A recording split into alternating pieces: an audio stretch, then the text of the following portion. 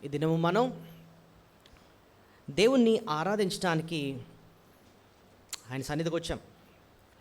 మన ప్రభుని ఆరాధించేటప్పుడు ఆత్మతో సత్యంతో మనం ప్రభుని ఆరాధించాలి, సత్యాన్ని గ్రహించాలి. దేవుని గురించి అర్థం చేసుకున్నప్పుడు మన హృదయం ఎంతో సంతోషంతో నిండిపోద్ది, ఎంతో ధైర్యం వస్తుంది, ఎంతో ప్రోత్సాహం వస్తుంది. నోరు హృదయం సిద్ధపడి నోటి ద్వారా మనం దేవుని స్తుతులు చెల్లిస్తాం అన్నమాట. స్తుతికి ఒక శత్రువు ఏదంటే చింత. స్తుతించడానికి ఒక శత్రువు ఏది?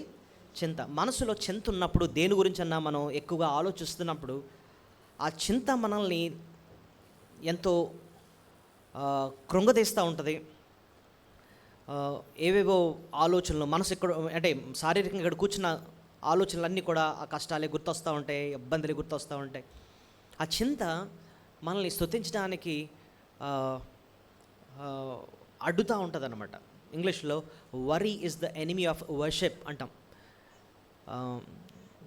స్తుతించడానికి శత్రువు లాంటిది చింత. అయితే ఆ చింతను మనం వాక్యం ద్వారా అధిగమించాలన్నమాట. నిజానికి ఇక్కడ కీర్తన 3వ అధ్యాయంలో మనం చూస్తే భక్తునికి చాలా సమస్య ఉంది, ఒక పెద్ద సమస్య ఉంది. ఏంటండి ఆ సమస్య అంటే, సొంత కొడుకు దావీదు కుమారుడైన అబ్షాలోము తన్ని తరుముతున్నాడు అన్నమాట. తన ప్రాణం తీసేయాలని, తన సింహాసనాన్ని అపహరించాలని, తన కిరీటాన్ని అధికారాన్ని అపహరించాలని చెప్పి వెంటపడుతున్నాడు. అలాంటప్పుడు ఒక పక్కన అవమానము, సొంత కొడుకు తిరిగి అటాక్ చేయలేడు, చాలా ఆయన మనసంతా కూడా గలిబిలిగా ఉంది. కానీ అలాంటి టైంలో ఈ కీర్తన రాస్తాడనమాట. ఇందులో దేవుని ఎంతో స్తుతిస్తూ రాస్తూ ఉంటాడు. ఈ కీర్తన అంతట్లోనండి తను ఒక్క మాటలో తన మనసుని ఏంటో బయట పెడుతున్నాడు. ఏమంటున్నాడంటే, నేను భయపడను అంటున్నాడు. ఎక్కడ అన్నాడో చూడండి, 8వ వచనం. 10,000 మంది దండెత్తి నా మీదకి వచ్చి మోహరించినను నేను భయపడను అంటున్నాడు. నేను భయపడను అంటున్నాడు. ఆ మాట చూసారా? నేను భయపడను అంటున్నాడు. మనం కూడా ఈ కీర్తన ధ్యానించినప్పుడు మనం కూడా ఏమంటాం కీర్తనకారుడితో? ఎంత చింత ఉన్నా సరే, ఏమున్నా సరే, నేను మాత్రం భయపడను అంటాను అనమాట.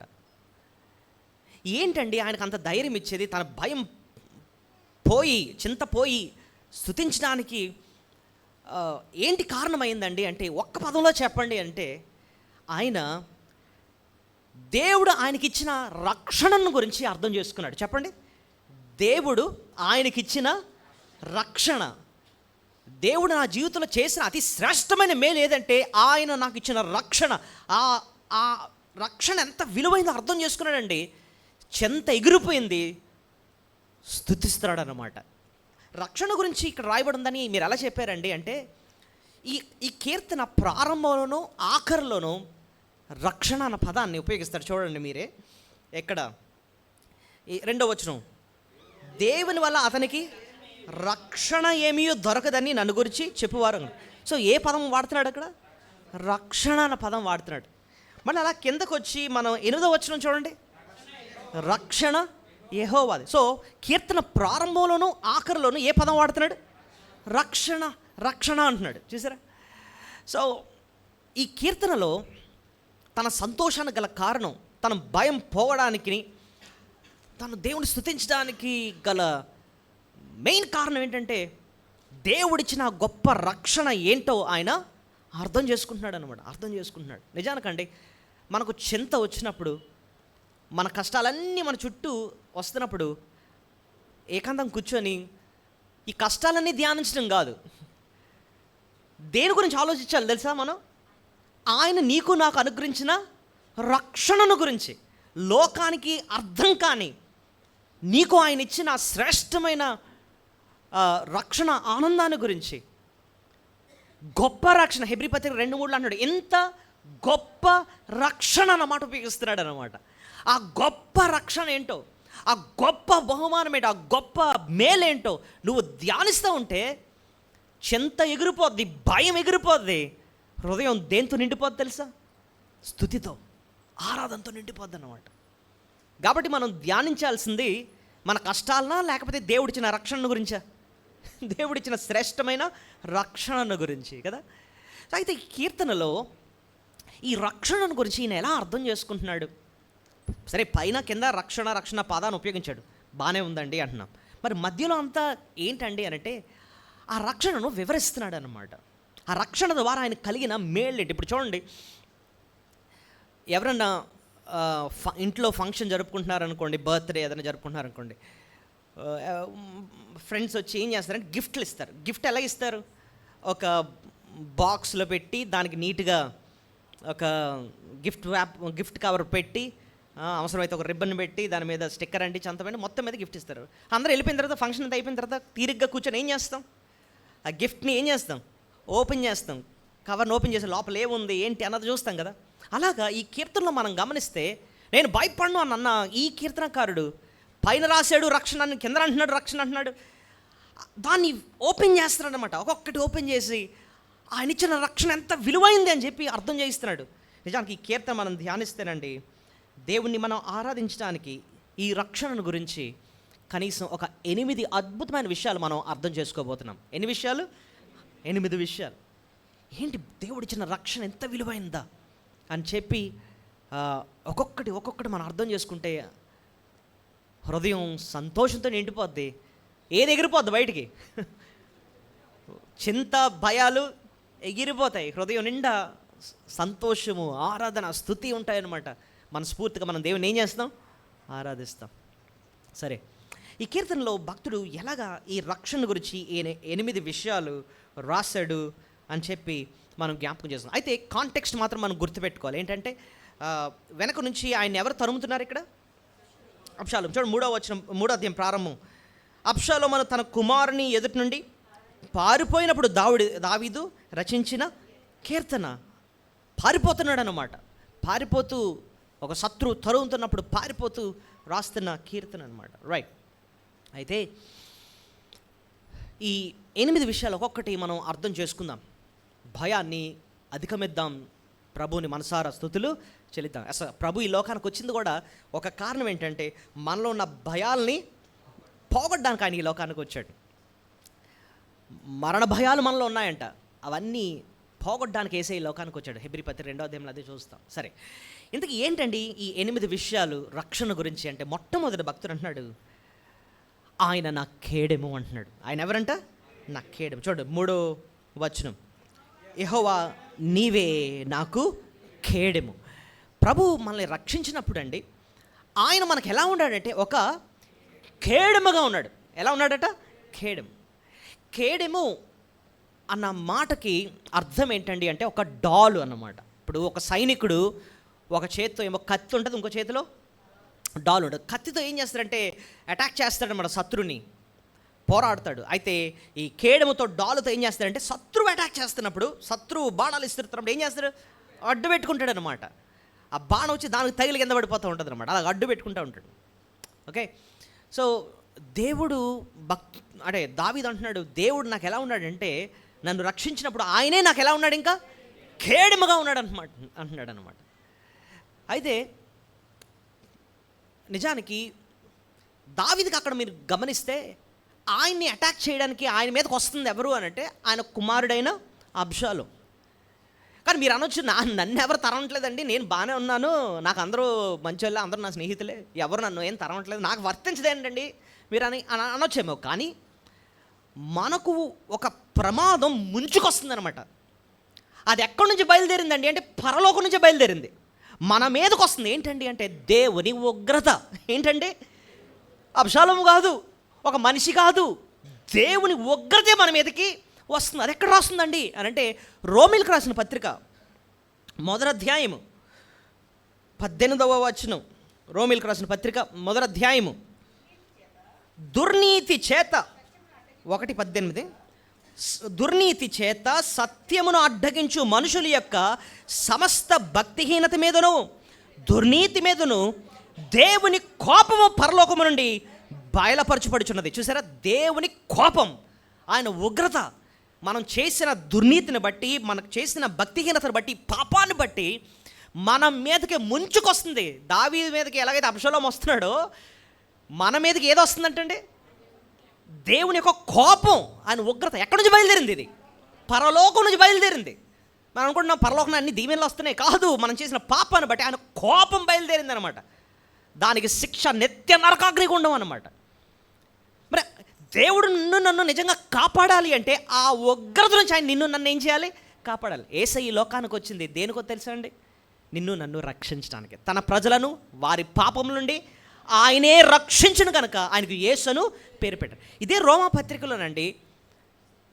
ఇప్పుడు మొదటి అధ్యాయం 18వ వచనం చూసాం, దేవుని కోపం మన మీదకి వస్తుంది. మరి దాని నుంచి తప్పించడం ఎలా అని చూస్తే రోమా 8:1 చూడండి, మనకు జవాబు దొరుకుతుంది. కాబట్టి ఇప్పుడు క్రీస్తు యేసు నందున్న వారికి ఏ శిక్ష విధి లేదు. యేసు క్రీస్తు అన్న కేడుము కింద ఉన్న వాళ్ళకి, ఆ కేడుము చాటున దాక్కున్న వారికి, ఆ కేడుమును ఆశ్రయించిన వారికి ఏ శిక్షా విధి లేదు. ఆ కోపం నుంచి, ఆ ఉగ్రత నుంచి దేవుడు నన్ను తప్పిస్తున్నాడనమాట. సో ప్రభు ఆయన కేడముగా నీకు నాకు చేసింది ఏంటండి అంటే, అతి ఘోరమైన దేవుని కోపం నుంచి నన్ను ఏం చేశాడు? రక్షించాడు. అయితే ప్రభు ఎలాగండి చేశాడు, ఎలాగా ఆయన ఆ శిక్ష నుంచి నన్ను తప్పించాడు అని చూస్తే అదే రోమా 8 కొంచెం కిందకి వెళ్తే 4వ వచనంలో ఉంటుంది చూడండి. 4 శరీరము అనుసరముగా ఆత్మ నడుచుకుని యందు ధర్మశాస్త్రం సంబంధమైన నీతి విధి నెరవేర్చబడాలని చూడండి. పాప పరిహారము నిమిత్తము దేవుడు తన సొంత కుమారుని పాప శరీరాకారముతో పంపి ఆయన శరీరమందు పాపమునకు శిక్ష విధించెను. అది ఆయన కేడముగా ఎందుకున్నాడండి? ఎలా సాధ్యమైందండి అంటే, ఆ కోపము, ఆ శిక్ష ఎవరు తీసుకున్నారు? యేసు ప్రభు తీసుకున్నాడు. ఇప్పుడు చూడండి, కేడెం ఎలా ఉంటుంది? ఇలా రౌండ్గా ఉంటుంది. ఇలా పట్టుకున్నప్పుడు బాణం వచ్చినప్పుడు బాణం ఎవరు తీసుకుంటారు? ఆ కేడెం తీసుకుంటుంది. కేడెము వెనకున్నవాడు రక్షింపబడుతున్నాడు అన్నమాట, కాపాడబడుతున్నాడు అన్నమాట. యేసు ప్రభు మనకు ఎలా ఉన్నాడు? ఆయన కేడెముగా ఉన్నాడు. దేవుని శిక్ష మన పైన వస్తున్నాడు, ఆయన కోపం మన మీదకి వస్తున్నప్పుడు ఆయన ఆ శిలువ మ్రాణు మీద వేలాడి ఆ ఉగ్రత అంతా కూడా ఆయన భరించి ప్రాణం పెట్టాడు. ఆయన నీకు నాకు ఆ శిక్ష నుంచి ఏం చేశాడు? తప్పించాడు. అందుకోసం మనం అనాల్సింది, దేవా నువ్వు నాకు కేడముగా ఉండి ఆ దేవుని ఉగ్రత నుంచి నువ్వు నన్ను ఏం చేసావు? తప్పించావు నాయన. అంత పెద్ద శిక్ష నుంచి తప్పించిన దేవుడు ఈ చిన్న మనుషుల నుంచి తప్పకుండా తప్పిస్తాడు. అసలు ఎప్పుడైతే దావీదు ఆయనే నాకు కేడెము అని అర్థం చేసుకున్నాడో అబ్షాలోము మీద అసలు భయమైపోయిందనమాట. ఆడించేస్తాడు. దేవుడే నాకు ఎలా ఉన్నాడు? కేడముగా ఉండి ఆ ఉగ్రత నుంచే నన్ను రక్షించాడు ఆయన. మీ మనుషులు ఎంత నిజానికి ఏనండి, ఈ లోకంలో కూడా ఈ మనుషుల నుంచి, ఈ శత్రువుల నుంచి కాపాడడానికి దేవుడు మనకు ఎలా ఉంటాడు? ఆయన కేడముడు. దానియేలు ఉన్నాడండి, సింహాలు మీద వచ్చేస్తున్నాయి, పొరుగుని వచ్చేస్తున్నాయి అనమాట. దేవుడు ఏం చేశాడు? అలా ఉన్నాడనమాట, అడ్డంగా. ఆయన దూతను పంపించాడు, అలాగ అడ్డంగా ఉన్నాడు. ఆ సింహాలు వచ్చే ఎంతవరకు వచ్చాయి? అక్కడి వరకే, అంతే. రాత్రంతా ఆయన్ని ఏ హాని చేయలేదన్నమాట. దేవుడే ఆయనకు కేడముగా ఉన్నాడు. ఇశ్రాయేల్ ప్రజలు ప్రయాణం చేస్తున్నప్పుడు వెనక నుంచి ఫరో సైన్యం పరుగులు వచ్చేస్తున్నారనమాట. గుర్రాలు వేసుకుని వచ్చేస్తున్నారు. వీళ్ళేమో కాళ్ళు నడక, వాళ్ళు వచ్చేది గుర్రాల మీద చాలా స్పీడ్ మీద వస్తున్నారనమాట. దేవుడు ఏం చేశాడు? మేఘాన్ని పంపించాడు. మేఘమేమో వాళ్ళకి వెలుతురిస్తుంది, వీళ్ళకేమో చీకట్నిస్తుంది. ఆ చీకట్లో దారి తెలియట్లేదు వాళ్ళకి. ఈ లోపల 6 నాళ్ళు సిద్ధపరిచాడు, ఎర్ర సముద్రం పాలు చేసి 6 నాళ్ళు చేసి వీళ్ళు దాటేసిన తర్వాత అప్పుడు మేఘాన్ని ఎత్తాడు అనమాట. తర్వాత వాళ్ళు ముందుకు వస్తే ముంచేశాడు, చంపాడు. అంత మనకు తెలుసు. మొత్తానికి వాళ్ళ విషయంలో కూడా దేవుడు ఎలా ఉన్నాడు? వాళ్ళకి కేడముగా ఉన్నాడు అన్నమాట. ఇంకా మనం అలాగా జ్ఞాపకం చేసుకుంటే, నేను ఈ మధ్యన యెహోషాపాతు గురించి మనం ధ్యానించాం. మీకు ఎంతమంది జ్ఞాపకం ఉందో? యెహోషాపాతుకి యుద్ధంకి వెళ్ళినప్పుడు శత్రువులందరూ చుట్టుముట్టేసి బాణాలు వేసేస్తున్నారన్నమాట. దేవునికి మొర్ర పెట్టాడు. దేవుడు ఆయనకి ఎలా ఉన్నాడు? కేడముగా ఉండి ఏ బాణం కూడా ఆయనకు తగలకుండా ఏం చేశాడు? కాపాడాడు. నిజానికండి కీర్తన 91లో ఈ లోకంలో ఎలాంటి మనుషులు ఉంటారో, ఎంత ప్రమాదాలు ఉంటాయో అర్థం చేయించడానికి కొన్ని మాటలు రాయబడి ఉన్నాయి. ఒకసారి చూడండి, కీర్తన 91. కీర్తన 91, మహోన్నతుని చోటను నివసించేవాడే, సర్వశక్తిని నీడను విశ్రమించేవాడు, ఆయనే నాకు ఆశ్రయము, నా కోట, నిన్ను నమ్ముకున్న దేవుడు.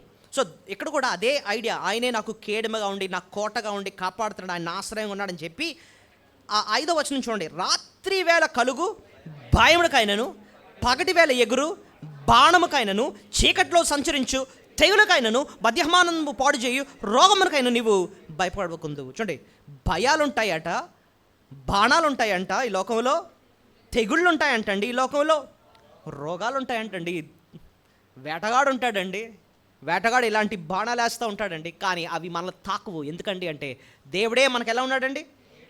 కేడెముగా ఉన్నాడు అన్నమాట. ఈ మధ్య నాకు కొంచెం యోబు గ్రంథం గురించి ఆలోచిస్తుంటే, యోబు గ్రంథంలో కూడానండి మీరు గమనిస్తే సాతాను అంటాడనమాట, ఇంకో యోబు చుట్టూను, తన ఆస్తి చుట్టూ నువ్వేం చేసావు? కంచె వేసేసావు. కేడెముగా ఉండి ఆయనకి ఏం అవ్వకూడదో చూసుకుంటున్నావు, అందుకోసం నేను ఏం చేయలేకపోతున్నావు. దేవుడు నీ చుట్టూ, నా చుట్టూ కూడా ఎలా ఉన్నాడు? ఆయన కంచె వేసేసి కేడెముగా ఉన్నాడనమాట. దేవుని ఉగ్రత నుంచి తప్పించడం మాత్రమే కాదు, ఈ లోకంలో వచ్చే ప్రతి బాణం నుంచి, భయం నుంచి, శత్రు పోరాటం నుంచి ఆయన ఏం చేస్తున్నాడు? కాపాడుతున్నాడు. కేడెముగా మనకు ఉన్నాడు. మనం నిజంగా దేవుణ్ణి మనసారా స్తుతించేటప్పుడు ఈ మాటలన్నీ జ్ఞాపకం చేసుకోవాలి. ప్రభువా, దేవుని ఉగ్రత నుంచి నన్ను తప్పించావు, నాకు కేడెముగా ఉన్నావు, అందుబట్టి నీకు స్తోత్రాలు. నువ్వు పాప శిక్ష భరించావు గనుకనే నాకు ఆ శిక్ష తప్పింపబడింది. లేకపోతే ఆ దేవుని కోపాన్ని భరించి నిత్యము నరకంలో యుగయుగాలు కాలాల్సి వచ్చును. ఎంత గొప్ప రక్షణ నాకు అనుగ్రహించావు, నీకు స్తోత్రాలు. సో ఈ రక్షణ గురించి మనం మొదటి మాట ఏం నేర్చుకున్నాం చెప్పండి? ఆయనే మనకు ఎలా ఉన్నాడండి? కేడెముగా ఉన్నాడు. రెండో మాట చూడండి, ఈ మాటను బట్టి మనం దేవుని ఏం చేయాలి? మనం స్తుతులు చెల్లించాలన్నమాట. రెండో పాఠం చూద్దాం, ఇంకెలాగా మనం ప్రభుని మనం ఆరాధించాలి. ఈ రక్షణలో ప్రభు మనకి రెండోది ఆయన చేసింది ఏంటంటే, దేవునితో మనకు వ్యక్తిగత సంబంధాన్ని ఇచ్చాడు. చెప్పండి, దేవునితో మనకేమి ఇచ్చాడు? వ్యక్తిగత సంబంధం, పర్సనల్ రిలేషన్షిప్. ఇది ఎలా చెప్పారండి? దేవునితో, ఈ రక్షణలో ప్రభు నాకు దేవునితో వ్యక్తిగత సంబంధం ఇచ్చాడని ఎలా చెప్పగలరండి అంటే, చూడండి ఈ కీర్తనలో మీరు గమనిస్తే కనీసం 4-5 సార్లు నా నా నా అంటే ఆ దేవుని గురించి వాడుతూ నా దేవుడు నాకు అని చెప్పి ఎన్నిసార్లు అంటాడు చూడండి. 3వ వచనం చూడండి, యెహోవా నీవే నాకు కేడెము. ఇంకా నెక్స్ట్ లైన్, నీవే నాకు అతిశయాస్పదముగాను ఇంకా మీరు అలా చూస్తే 5వ వచనం, యెహోవా నాకు ఆధారము. ఇంకా 7వ వచనం, యెహోవా లెమ్ము, నా దేవా నన్ను కరుణ. చూడండి, నాకు నాకు నా ఈ మాటలన్నీ ఏం అర్థం చేస్తారని చెప్పండి? దేవుడు నాకు ఎలా ఉన్నాడు? ఆయన కేడెము. యెహోవా కేడెము అంటలే, యెహోవా నాకు కేడెము. నా దేవా అంటున్నాడు. నా దేవా అంటే అర్థం ఏంటి? ఆయన నాకేంటి? ఇప్పుడు చూడండి, యెహోవా కాపరి అంటలే, యెహోవా నా కాపరి. మనం కీర్తన 27 ధ్యానించాము 2 వారాల క్రితం. యెహోవా నా వెలుగు రక్షణ, యెహోవా నాకు వెలుగు రక్షణ అంటున్నాడు అనమాట. నాకు అంటున్నాడు, నా కాపరి. ఇప్పుడు చూడండి, ఈ ఫోన్ ఉందనుకోండి, ఇది నా ఫోను అంటున్నాడు. నా అన్న పదం ఏం నేర్పిస్తుంది చెప్పండి? ఆ ఫోన్కి నాకు ఏముంది? ఒక సంబంధం ఉంది అంటున్నాడు కదా. అది నా బండి అండి, ఇది నా ఇల్లు అంటే నా అన్న పదమే నీకు ఆ స్థలానికి, నీకు ఆ ఇంటికి, నీకు ఆ వస్తువుకి ఒక సంబంధం. ఈయన నా కొడుకు, నా కూతురు, ఆ సంబంధం జ్ఞాపకం చేస్తుంది అనమాట. సో రక్షణలో ప్రభు మనకి ఇచ్చింది ఏంటంటేనండి, ఆయనతో మనకి వ్యక్తిగత సంబంధాన్ని ఇచ్చాడు. ఆ సంబంధం ఎప్పుడు కూడా తెగిపోదన్నమాట, మధ్యలో వదిలేసేది కాదు ఆ సంబంధం. అందుకోసం ఆ సంబంధాన్ని బైబిల్లో అర్థం చేయించడానికి నిత్య అన్న మాట దేవుడు చాలాసార్లు వాడాడు. ఏ మాట? నిత్య జీవం. ప్రభు మనకి ఏమిస్తాడట? ఆయన ఇవ్వాలి నిత్య జీవం. నిత్యము ఆయన మనతో ఉంటేనే ఆయన మనకేమిస్తాడు? నిత్య జీవం. ఇంకా బైబిల్లో నిత్య అన్న పదాలు ఏమన్నాయి తెలుసా? నిత్య రక్షణ. ఆయన ఇచ్చే రక్షణ ఎలాంటిదట? నిత్య రక్షణ. హెబ్రీ పత్రికలో మనం చూస్తాం. ఇంకా నిత్య అని ఎక్కడుంది? నిత్య ఆనందం. నిత్య ఏంటట? ఆనందం. చూడండి, మీరే చూడండి, ఒక 2-3 వచనాలు చూపిస్తాను. నిత్య జీవం మనకు తెలుసు, నిత్య రక్షణ మనకు తెలుసు. యెషయా గ్రంథం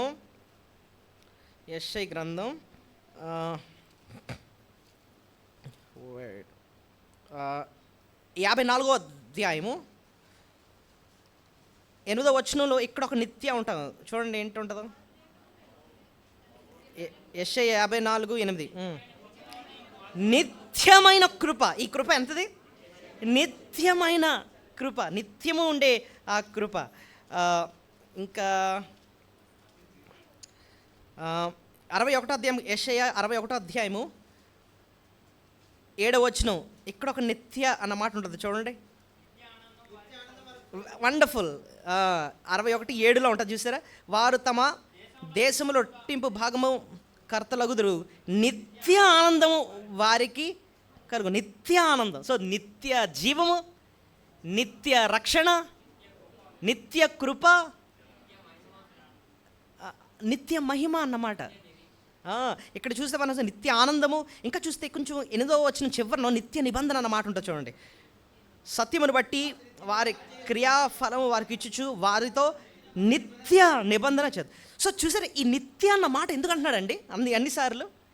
ప్రభు మనకి ఇచ్చిన రిలేషన్షిప్ ఎంతకాలం ఉంటుంది? అది నిత్యము ఉంటుంది. నిత్యము.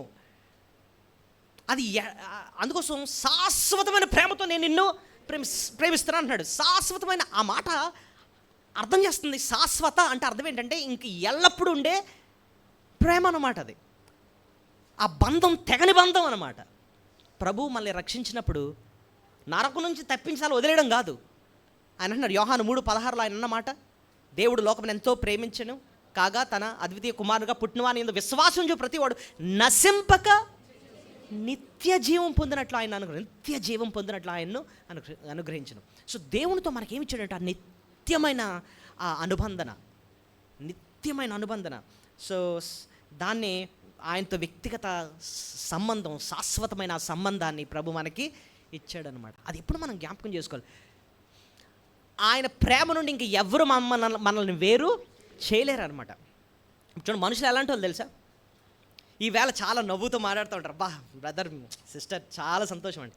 రేపు ఇలా వస్తుంటే మోకం తిప్పుని వెళ్ళిపోతున్నాడు. ఏరా ఎలాగ వెళ్ళిపోతున్నాడు అంటే ఎవడో పొల్లెడిసాడు, ఏదో చెప్పేసాడు అనమాట. అంతే మొఖం తిప్పించుకుంటున్నారు. ఏడు ఎలాగైపోయాడంటే అంతే మనుషులు, అంతే మనుషులు. కానీ ప్రభు అలాగే అంటాడంటే సాతాను వెళ్ళి చెప్పాడు అనుకోండి, ఈవేళ నీతో మాట్లాడను అలాగే అంటాడా? హెబ్బే. ఎత్తైనా లోతైనా ఎవరైనా సరే దేవుని ప్రేమ నుండి మనలను ఎడబాప నేరమని నేను రూఢిగా నమ్ముతున్నా అంటున్నాడు రోమా 8లో. ఎవరు ఆ ప్రేమ నుంచి వేరు చేయలేరు. శాశ్వతమైన బంధం అదే, ఎవరు విడదీయలేని బంధం. దావీదు అదే కీర్తన 23లో చివరిని అదే రాశాను, నేను బ్రతుకు తినమలన్నీ కృపా క్షేమములే నా వెంట వచ్చును. మరి చనిపోతే పరిస్థితి ఏంటి? చిరకాలము యెహోవా మందిరములో నేను నివాసం చేస్తాను. భూమి మీద ఉన్నప్పుడు దేవుడు నాకు తోడుకుంటాడు, మరణిస్తే నేను ఆయన సన్నిధిలో నివాసము చేస్తాను. అంతేగాని ఆయన నుంచి నన్ను ఎవరు వేరు చేయలేరు. This is eternal. ఇది నిత్యం ఉండే బంధం, అది శాశ్వతమైన బంధాన్ని ప్రభు నీకు నాకు అనుగ్రహించాడు అన్నమాట. సో రక్షణ అంటే అంత విలువైందండి. It's a personal relationship. ప్రభుతో నీకు నాకు ఒక వ్యక్తిగతమైన సంబంధమైన ప్రభు మనకి ఇచ్చాడు. అందుకోసం అంటున్నాడు కదా, నీవు ఇక దాసుడు కాదు, నువ్వు నాకేంటి, నువ్వు కుమారుడు అంటున్నాడు. Your my son. దేవుని బిడ్డలయ్యే అధికారాన్ని ప్రభు మనకి ఇచ్చాడు. ఆ బిడ్డలు అన్న మాట కూడా ఒక సంబంధాన్ని జ్ఞాపకం చేస్తుంది. ద్రాక్షవల్లి నేను, మీరు తీగలు. నేను గొర్రెల కాపరినైతే మీరు నాకేంటి, గొర్రెలు. నేను వరుడైతే మీరు నాకేంటి, వధువు. నేను తండ్రి అయితే మీరు నాకేంటి, కుమారులు, బిడ్డలు. ఆ బంధం జ్ఞాపకం చేస్తున్నాం. ఇది నిత్యమైన బంధం అండి, నిత్యమైన బంధం. ఈ సమయంలో కూడానండి నువ్వెవరో ఆయనకు తెలుసు, నేనెవరో ఆయనకు తెలుసు. ఎందుకంటే మనం ఆయన బిడ్డలం. నేను రక్షించినప్పుడు నువ్వు నా బిడ్డవు నువ్వు అని చెప్పి ఆయన నన్ను చేర్చుకున్నాడు. అందుకోసం ఇక్కడ భక్తుడు అంత ధైర్యంగా అంటున్నాడు, యెహోవా నాకు ఆధారము, యెహోవా నీవే నాకు కేడెము, నీవే నాకు అతిశయాస్పద. ఆ మాటలు చూసారు 7వ వచనం, యెహోవా లెమ్ము నా దేవా, నువ్వు నా దేవుడివి. నిత్యమైనవండి. అయితే ఇక్కడ కొంచెం సీరియస్గా మనం ఒక విషయం, ఈ మాటను డీప్గా ఆలోచించాలి. బైబిల్లో చాలామంది దేవుని సేవ చేసేసే వాళ్ళు ఉన్నారన్నమాట, పెద్ద పెద్దోళ్ళు. కానీ దేవునితో వాళ్ళకి వ్యక్తిగత సంబంధం లేదు. అంటే రక్షింపబడకుండానే పరిచర్య చేసేసేవాళ్ళు ఉన్నారు. చెప్పరా మీకు ఒక ఎగ్జాంపుల్ 2-3 చూపిస్తాను. మొదటి సమూయేలు 2వ అధ్యాయము 12వ వచనం చూడండి. మొదటి సమూయేలు 2వ అధ్యాయము 12వ వచనం. ఏలీ కుమారులు యెహోవాను ఎరుగని వారై మిక్కిలి దుర్మార్గులై ఉండ్రి. ఆగండి. ఏలి కుమారులు. ఎవరు వీళ్ళు? మామూలుగా మీకు తెలుసు కదా, ఆ అధ్యాయంలో ఏముందో తెలుసు కదా. వాళ్ళు ఎవరో తెలుసా? యాజకులండి. దేవుని సన్నిధిలో పరిచర్య చేస్తున్నారు అన్నమాట. బలులు అర్పించేస్తారు, వచ్చిన వాళ్ళందరికీ కూడా ప్రార్థనలు వాక్యాలు చెప్పేస్తుంటారు. ఎంత బాగానే ఉంది. కానీ వాళ్ళ గురించి 12వ వచనంలో ఉన్న స్టేట్మెంట్ ఏంటో మీరు చదవండి, చెప్పండి. ఏలి కుమారులు యెహోవాను ఎరుగని వారై మిక్కిలి దుర్మార్గులు. అరే, ఎంత సేవ పరిచర్య చేస్తున్నప్పటికీ కూడా వాళ్ళకు దేవునితో ఏమి లేదంటండి. ఆయన ఎరిగిన వారు కాదు, ఆయనకి దేవుడు కాల్సిన సంబంధమే లేదు. ఇలాంటి బోళ్ళు మంది ఉంటారండి మన ఎదురుగుండా. బైబిల్ పట్టుకోవచ్చు, వాక్యాలు చెప్పేయచ్చు, ఇంత సేవ చేస్తున్నామని చెప్పొచ్చు, కానీ వాళ్ళకి దేవునికి ఏమి లేదు, వ్యక్తిగత సంబంధం లేదు, రక్షణ పడలేదు వాళ్ళు. అలాంటి వాళ్ళు ఉంటారు. ఎందుకంటే బైబిల్లోనే ఎంత క్లియర్ కట్ ఎగ్జాంపుల్ మనకి ఇచ్చారు. హోఫ్ని, ఫినెహాస్ దేవుని ఎరగరారు. శాస్త్రుల పరిశీలనతో ప్రభు ఏమని చెప్పాడు తెలుసా? మీరు నాకు గొర్రెలే కారు అంటున్నాడు అనమాట. మీరు నాకు గొర్రెలే కారు అంటే మీకు నాకు అసలు సంబంధమే లేదు. యోహాను 8 ఇంకా కఠినంగా అంటాడు, మీరు మీరు అపవాది సంబంధులు, మీ తండ్రి దురాశలను మీరు నెరవేరుస్తున్నారు. అంటే అర్థం ఏంటంటే మీరు సాతానుకు సంబంధించిన బిడ్డలు, మీకు నాకు సంబంధం లేదు, మీకు సాతానుకు సంబంధం ఉంది అంటున్నాడు అన్నమాట. You don't have relationship with me అంటున్నాడు అనమాట. కానీ ప్రభు మనల్ని రక్షించినప్పుడు మీరెవరో నాకు తెలియదు అండు, నువ్వు నాకు కుమారుడివి, ఐ నో యూ, నువ్వెవరో నాకు తెలుసు అంటాడు అనమాట. ఎంత విలువైన భాగ్యం ఆలోచించండి. రక్షణలో ప్రభు మనల్ని రక్షించినప్పుడు మొదటగా ఆ ఉగ్రత నుంచి మనల్ని ఏం చేశాడు? తప్పించాడు, గొప్ప రక్షణ అనుగ్రహించాడు. రెండోది, ఆయనతో ఒక వ్యక్తిగత సంబంధాన్ని ఇచ్చాడు. ఏమండి, ఈ లోక సంబంధాలు మనం వదిలేయచ్చు, కానీ ఆ సంబంధం మాత్రం దేవునితో నా వ్యక్తిగత సంబంధం ఎప్పటికి కూడా మారదండి. ఆయన నువ్వు ఎంత భయంకరమైన పాపాలు చేస్తున్నప్పుడు ఎంత ప్రేమిస్తున్నాడో, ఏ పాపాలు చేయనప్పుడు కూడా అంత అలాగనే ప్రేమిస్తాడు అన్నమాట. ఆయనకు దూరం వెళ్ళిపోతున్నప్పుడు అంతే ప్రేమిస్తాడు, ఆయన దగ్గర ఉన్నప్పుడు కూడా అంతే ప్రేమిస్తాడు. తప్పిపోయిన కుమారుడు తండ్రి దగ్గర ఉన్నప్పుడు ఎంత ప్రేమిస్తున్నాడో, తండ్రికి దూరం వెళ్ళిపోయినప్పుడు కూడా తండ్రి అంతే ప్రేమతో ఏం చేస్తున్నాడు? ప్రేమిస్తున్నాడు. మళ్ళీ తిరిగి వస్తాడన్నాడు, ఎదురు చూస్తున్నాడు అన్నమాట. ఆయన ప్రేమ మాత్రం మారదు. మనుషుల ప్రేమలు మారిపోతాయి, కానీ ప్రభు ప్రేమ మాత్రం ఎప్పుడూ మారదు. ఆ బంధం అన్నది శాశ్వతమైన బంధం. ఆ బంధం ఇచ్చినందుకే, ఆ శాశ్వతమైన బంధం ఇచ్చినందుకే రెండోదిగా మనం ప్రభుని మన స్తుతులు చెల్లించాలి.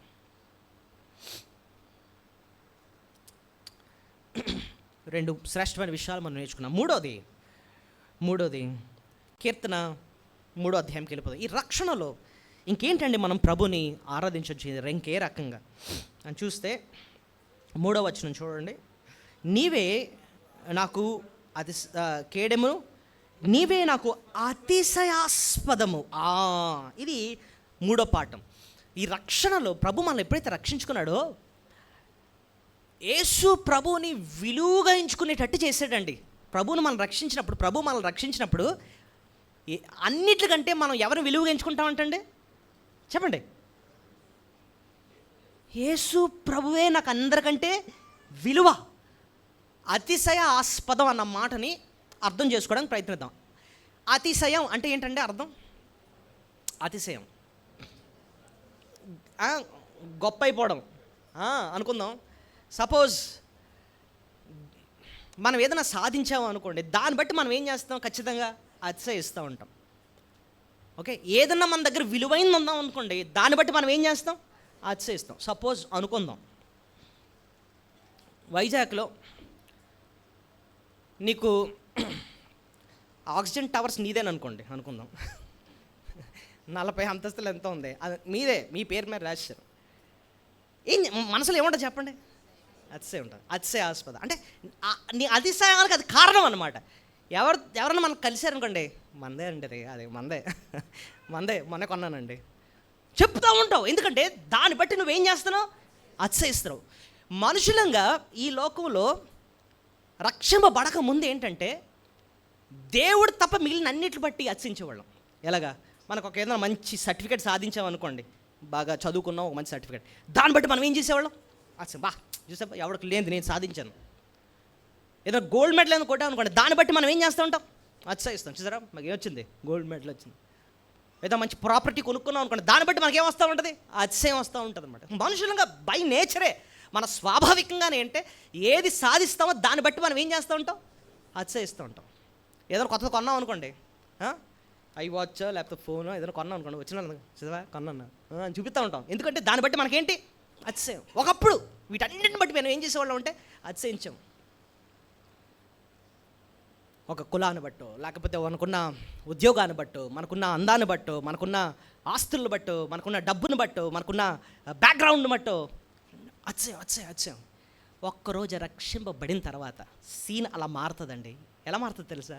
వీటన్నిటిని చూసి ఏంటి వీటిని బట్ట నేను అతిశయించాను అని చెప్పి సమస్తమును పెంటగా ఎంచుకుంటాం. ఎలా ఎంచుకుంటామంట? పెంటగా ఎంచుకుంటాం. పౌలు భక్తుడు ఏమంటాడు తెలుసా? యేసు క్రీస్తును ఎరుగు నిమిత్తము సమస్తము నేను పెంటగా ఎంచుకున్నాను. చిన్నపిల్లలు చాలా విలువగా ఎంచుకుంటారు. వేటిని తెలుసా? రాళ్ళు. చూడండి, అలాగే ఒకసారి నా కారు నిండా అన్ని రాళ్ళు ఉన్నాయి. ఏంట్రా ఇవన్నీ? డాడీ మేము వేరేం డాడీ అంటున్నారు. ఎక్కడో రాళ్ళన్నీ తీసుకొచ్చేసారు కారులో. పెద్దోళ్ళంగా మనకు అవి చూసినప్పుడు ఎలా ఉంటుంది? చెయ్యి ఇదేట్రా బాబు రాళ్ళు అని చెప్పి బయటికి సిరేస్తూ ఉంటాం. వాళ్ళకు చాలా విలువ. చెత్త రాళ్ళు ఎందుకు పనిచేయమన్నమాట. ఒకప్పుడు ఈ చెత్త వాటినే పుట్టుకొని చాలా ఏం చేసుకున్నాం, చాలా విలువ. అమ్మో ఎంత విలువేమో. ఎప్పుడైతే అమూల్యమైన ముత్యం లాంటి ప్రభువుని అర్థం చేసుకున్నామో, ఆయన దాచబడిన ధననిధి, ఆయన అమూల్యమైన ముత్యము ఎప్పుడైతే అర్థం చేసుకున్నామో, మిగిలినవన్నీ చూసుకొని మనకి ఇవన్నీ ఎలా కనబడతాయి తెలుసా అండి? రలబంతలు పిండిగా పెంట ఒకరోజు చనిపోతే దాన్ని వదిలేలేను అసలు. అది శాశ్వతం కాదు. సమస్తాన్ని చెత్తలాయించుకుంటామండి. సో వాట్ అయితే ఆ ₹1 ఉన్నాయా బ్యాంకులో, సో వాట్ అది పెద్ద ముఖ్యం కాదు. నాకు వేసే ముఖ్యం ఆయన విలువ. ఈరోజు మీరు ఎక్కడికి వచ్చి ఎందుకు తెలుసా కూర్చున్నారు? ఎందుకు తెలుసా ఆయన వాక్యాన్ని వింటున్నారు? నాకు యేసయ్య అంటే ఎంతో విలువ అండి. ఆయన సన్నిధి అంటే నాకు విలువ అండి. నాకు ఎన్నో పనులు ఉన్నాయి, నాకు స్నేహితులు ఉన్నారు, నన్ను పిలిచేవాళ్ళు, నాకు బోల్డని బాధ్యతలు ఉన్నాయి. కానీ అవన్నీ పక్కన పెట్టి నేను ఆయన సన్నిధికి వచ్చాను. ఎందుకంటే ఆయన అంటే నాకు ఎంతో విలువ. ఆయన వాక్యం అంటే నాకు ఎంతో విలువ. ఆయన ప్రజలంటే నాకు ఎంతో విలువ. ఆయన స్తుతించడం అంటే నాకు ఎంతో విలువ. నాకు అనారోగ్య పరిస్థితులు ఉన్నాయి, అయినా కూడా వచ్చేసాను. ఎందుకంటే నాకు ఆయన అంటే ఎంతో విలువ. నీకు ఎందుకు అలా రాగలేవంటే నువ్వు రక్షింపబడిన బిడ్డవి. నువ్వు ఉండలేవు. నీకు మందిరమే చీప్గా కనపడుతుంది, ఇదంతా పెంటలా ఉందిరా బాబు, ప్రపంచం అంతా బాగుంది అని నీకు అదే నచ్చుతుంది అనుకో, నువ్వు ఇంకా రక్షింపబడలేదన్నమాట. ఇంకా రక్షింపబడలే. మనుషుల కంటే బైబిల్లో ఒక మాట ఉంది, నాకంటే నువ్వు దేన్నన్నా ప్రేమించిన అసలు నువ్వు నా శిష్యుడివే కాదంటాడు. ఎక్కడంటే తెలుసా ప్రభు? మత్తయి సువార్త 10వ అధ్యాయము, మత్తయి సువార్త 10వ అధ్యాయం 37వ వచనం, 34, 37 ఒకసారి చూడండి. ఎక్కడ ఎన్నో వచనం అది? 37. మత్తయి 10:37. తండ్రినైనను తల్లినైనను నాకంటే ఎక్కువగా ప్రేమించువాడు నాకు పాత్రుడు కాదు. కుమారునైనను కుమార్తెనైనను నాకంటే ఎక్కువగా ప్రేమించేవాడు నాకు పాత్రుడు కాడు అంటున్నాడు. అంటే రక్షింపబడిన వ్యక్తికి ఉండే లక్షణం ఏముంటుంది చెప్పండి? సొంత బిడ్డల కన్నా ఎవరిని ఎక్కువ ప్రేమిస్తారు? యేసయ్యని ఎక్కువ ప్రేమిస్తారు. చూడండి, బైబిల్లో మనకు కొన్ని ఎగ్జాంపుల్స్ ఉన్నాయి. అబ్రహాం విశ్వాసులకు తండ్రి. ఆయనకి ఒక పరీక్ష పెట్టాడు దేవుడు. ఏంటి? నీకెవరు ఎక్కువ, నేనా ఇస్సాకా? నీకెవరు కావాలి? ప్రభువా నాకు నువ్వు ముఖ్యం నాయనా, నాకు నీకంటే విలువ ఈడు కాదు, నాకు విలువ, నాకు నువ్వు విలువ. వీడిని బలిచ్చేయమంటావా? ఇచ్చేస్తాను, సిద్ధం అంటున్నాడు అనమాట. నాకు నీకంటే ఎవరు ముఖ్యమో కాదు. ఆకాశం ముందు నీవు తప్ప నాకెవరున్నారు? నీవు నాకుండగా లోకంలో ఏది నాకు అక్కర్లేదు. Nothing is more valuable. నీకోసం ఏదన్నా కాదంటాను నాయన. ఇగో ఆ చెత్త పని వద్దంటావా? వదిలేస్తాను అంతే. ఎందుకంటే నా సుఖం కంటే నీ సంతోషమే నాకు ముఖ్యం. ఇదండి యోబుకి ఒక పరీక్ష పెట్టాడు దేవుడు. యోబుకి బోళ్ళంత ఆస్తుంది కదండి. యోబు మొదటి అధ్యాయంలోనే దేవుడే చెప్తాడు, రాయిచ్చాడు దేవుడు మొదటి అధ్యాయంలోనే మొదలు వచ్చిన యోబుకి ఎంత ఆస్తుందంట చూడండి ఒకసారి. ఆ కీర్తన ముందే ఉంటుంది. యోబు మొదటి అధ్యాయం మొదలు వచ్చిన. యోబు అను మనుషుడిని అతడు యథార్థవంతుడు న్యాయవంతుడై దేవుని యందు భయభక్తులు చెడు విసరించినవాడు. అతడు 7 కుమారులను 3 కుమార్తెలు కలిగిరి. అతనికి 7,000 గొర్రెలు, 3,000 ఒంటెలను, 500 జతల ఎడ్లను, 500 ఆడుగాడులు కలిగి బహుమంది పనివారును అతనికి ఆస్తి ఉండెను గనుక తూర్పు దిక్కున జనులందరిలో అతనికంటే గొప్పవాడుగా ఉండెను. చాలు. ఈ మొదటి 3వ వచనంలోనే యోబు గురించి ఎక్కువ శాతం దేని గురించి రాయబడి ఉంది? ఇక్కడ ఆస్తి గురించి రాయబడి ఉంది. ముందు ఫస్ట్ వచనం ఆయన భక్తి జీవితం గురించి రాయబడి ఉంది. నెక్స్ట్ మొత్తం అంతా ఆయన ఆస్తి గురించి రాయబడి ఉంది. సాతాను వచ్చి ఒక సవాల్ వేసాడు అనమాట. ఏంటంటే, యోబుకు నువ్వు బోల్డంతా ఆస్తి ఇచ్చావు, ఆ ఆస్తిని కూడా నువ్వు జాగ్రత్తగా ఏం చేస్తున్నావు, కాపాడుతున్నావు కాబట్టి నీ మీద పెద్ద విశ్వాసము చూపిస్తున్నాడు, నీకు యథార్థంగా ఉంటున్నాడు, అది తీసిబడే నిన్ను దూషిస్తాడు చూసుకో అని అన్నాడు అనమాట. ప్రభు అబ్రహాముకు టెస్ట్ పెట్టినట్టుగా, కుమారుడా నేనా అన్నట్టుగా యోబుకి ఏం టెస్ట్ పెట్టాడు చెప్పండి. ఇక్కడ ఒక్క రోజులోనే తనకున్న ఆస్తంతా కూడా జీరో అయిపోయింది అనమాట. ఒక్క రోజులోనే ఇమాజిన్, మనకి బ్యాంక్ బ్యాలెన్స్లో 10,000 ఉండి సడన్గా జీరో అయిందంటే గుండె అయిపోతుంది మనకి కదా. ఏమైపోయిందో డబ్బులు 10,000 ఏమైపోయా అంటాం. ఆయనకున్నది నిజానికి కంపేర్ చేస్తే తూర్పు దేశంలో అతనికంటే గొప్పడు ఇంకోటి ఎవడు లేడు. అంత రిచ్ మ్యాన్ ఆయన. అంటే అంబానీలకి 10 రెట్లు అంబానీలు అన్నమాట ఆయన, అంత రిచ్ మ్యాన్. ఒక్క రోజులోనే ఏమైపోయింది, మొత్తం అంతా జీరోకి వచ్చింది. నిజానికి డబ్బే తనకి విలువ అన్నాడు అనుకోండి, అసలు అతిశయం అనుకోండి. నిజానికి దేవుణ్ణి ఏం చేయాలి? దూషించాలి. కానీ యోబు గ్రంథం మొదటి అధ్యాయం చివరికి వచ్చినప్పుడు ఏమన్నాడు తెలుసా? చూడండి 1:21, నేను నా తల్లి గర్భం నుండి దిగంబరనై వచ్చి దిగంబరనై అక్కడికి తిరిగి వెళ్ళేదను. యెహోవా ఇచ్చెను, యెహోవా తీసుకుని పోయాను, యెహోవా నామమునకు స్తుతి కలుగును గాక. వావ్, ఆ మాట చూసారా? యెహోవా నామమునకే ఏం కలగాలి? స్తుతి కలుగును గాక. దేవుని ఎందుకు స్తుతించాడు చెప్పండి అక్కడ? దేవా, నాకు ఈ డబ్బు కన్నా నాకు నువ్వు ముఖ్యం నాన్న, నిన్ను స్తుతించడం ముఖ్యం. నాకు దిగంబరిగా వచ్చా నువ్వు ఇచ్చావు, అది మళ్ళీ నువ్వేది తీసుకుని, నీకు ఫుల్ రైట్స్ ఉన్నాయి, తీసుకునే రైట్, ఇచ్చే రైట్ ఉంది, తీసుకునే రైట్ కూడా ఉంది. కాబట్టి నాకు నువ్వు ముఖ్యం, ఇది కాదు. దేవుడు కూడా మనకు ఒకసారి పరీక్ష పెడతాడండి. ఏది మన అతిశయం అన్నది, దేని బట్టి నువ్వు అతిశిస్తున్నావు అని చెప్పి ఒకసారి మనకు ఏం పెడతాడు? ఆయన పరీక్ష పెడతా ఉంటాడు అనమాట. దేవుడు ఇచ్చాడు, దాన్ని బట్టి మనకి అతిశయం వచ్చేస్తుంది అనుకోండి, పరీక్ష పెడతాడు, ఒకసారి తీసి చూపిస్తాడు అనమాట. మనకు పాఠం నేర్పిస్తాడు ఆయన. ఆయనకంటే మనకి ఏది కూడా అతిశయ కారణం అవ్వకూడదు అనమాట. ఆయన ఇచ్చాడా, ఓకే సంతోషం, అంతేకాని దాన్ని బట్టి మనకు కళ్ళు ఎక్కేయకూడదు. రక్షింపబడ్డాం అంటే నీకు కనిపించే లక్షణం ఏంటో తెలుసా? ఆయనే నా అతిశయ ఆస్పదం, ఆయన బట్టి నేను అతిశయిస్తున్నాను. దేవుడు అలాంటి మనసు నీకు నాకు ఇచ్చినందుకే మనం దేవుని ఏం చేయాలి? మన స్తుతులు చెల్లించాలి.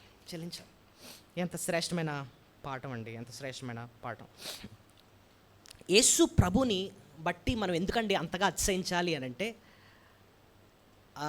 ఆ ప్రభు మనకి ఏం చేశాడో ఒక వచనాన్ని మీకు చూపించి మనం ముందుకు వెళ్ళిపోదాం. 1 కొరింథీ 1:31 ప్రభువుని బట్టే మనం ఎందుకు అతిశయించాలి? మనం 1:31 అతిశయించువాడు ప్రభువునందే అతిశయింపవలెను. చూసారు ఎంత క్లియర్గా ఉంది? అతిశయింపువాడు ప్రభువునందే ఏం చేయాలట? అతిశయించాలట. ఎందుకు? దేవుని మూలముగా ఆయన మనకు జ్ఞానము, నీతి, పరిశుద్ధత, విమోచన. చూడండి, ప్రభువుని బట్టి మనం ఎందుకండి అతిశయించాలి? ఎందుకండి అని మనకు అంత విలువైన వాడుగా ఉండిపోవాలి అంటే, ఆయన వల్ల మనకు 4 కలిగాయి. ఏంటంటే చెప్పండి నాతో పాటు: జ్ఞానము, నీతి, పరిశుద్ధత, విమోచన. 4 జ్ఞానం ఇచ్చాడు ప్రభు వచ్చి. అంటే దేవుడు ఎవరో తెలియని జ్ఞానస్థితుల్లో ఉన్నప్పుడు ఆయన వెలుగ్గా వచ్చి ఆయనే దేవుడుగా తాను బయలుపరుచుకున్నాడు అన్నమాట. గుడ్డితనంలో ఉన్న నీకు నాకు తన జ్ఞానాన్ని మనకి ఇచ్చాడు. రెండోది ఏమిచ్చాడు? నీతినిచ్చాడు. పరలోకంలో అడుగు పెట్టాలంటే నీకు నాకు ఉండాల్సిన అర్హత మంచి పనులు కాదు. ఏముండాలి? నీతి.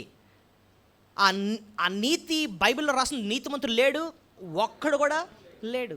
నిన్ను నీతిమంతుడిగా తీర్చడానికే యేసయ్య ఈ లోకానికి వచ్చాడు. ఆ నీతి అన్న అర్హత ఇవ్వడానికి యేసయ్య ఈ లోకానికి వచ్చాడన్నమాట. నీతి అన్న మాటకి అర్థమైన కరెక్ట్ మీనింగ్ ఏంటండి అంటే సంపూర్ణ విధేయత. చెప్పండి. ద్వితీయోపదేశ కాండం 6:25 ఉంటుంది అన్నమాట. ధర్మశాస్త్రం అంతా సంపూర్తిగా లోబడితే నీతి కలుగును అని ఉంటుంది అనమాట. కానీ అంతగా ఎవరు కూడా లోబడలే. కాబట్టి ఎవరు నీతిమంతులు కాదు. నీతిమంతులు కాకపోతే నువ్వు పరలోకంలో అడుగు పెట్టవు.